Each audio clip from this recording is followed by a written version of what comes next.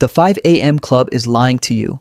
Every self-help guru on the internet wakes up at 5 a.m. They post a sunrise, they post a cold plunge, they post a journal with the perfect handwriting. And somewhere between the green juice and the gratitude list, they tell you this is the secret to success. But here's the question nobody asks. Is it actually the 5 a.m. part that's working, or is something else going on that has nothing to do with the clock? Let's take this apart. First, where did this idea even come from? The modern 5 a.m. club really took off after a book by that name became a bestseller in 2018.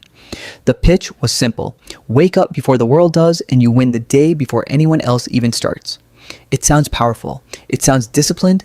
It sounds like the kind of thing successful people do. And it's true that some famously successful people are early risers. Tim Cook, some military leaders, certain CEOs. So the internet took these examples and built an entire identity around them. Wake up early, become successful.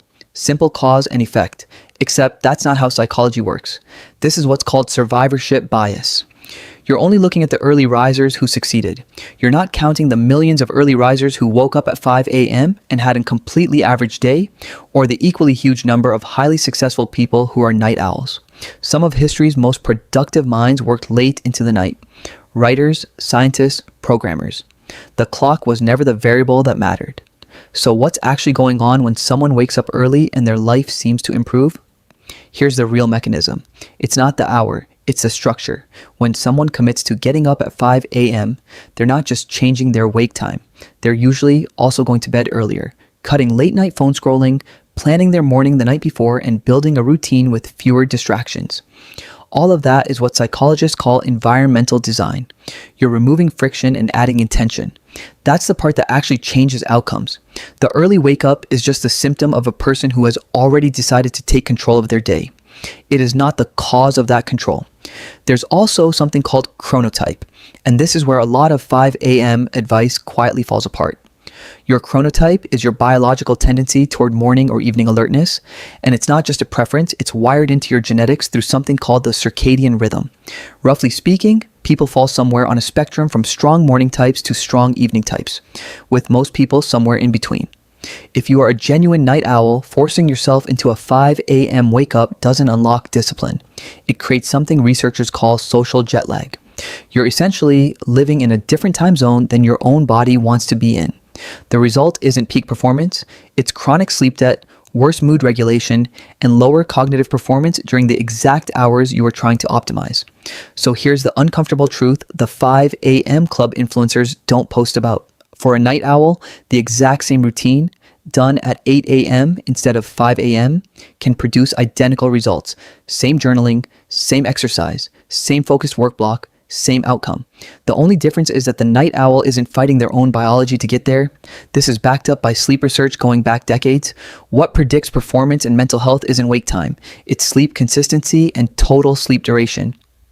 Going to bed and waking up at roughly the same time every day and getting enough hours, whatever those hours are, is the actual lever. Someone who sleeps 11 p.m. to 7 a.m. consistently will generally outperform someone who forces 5 a.m. wake-ups on 5 hours of broken sleep.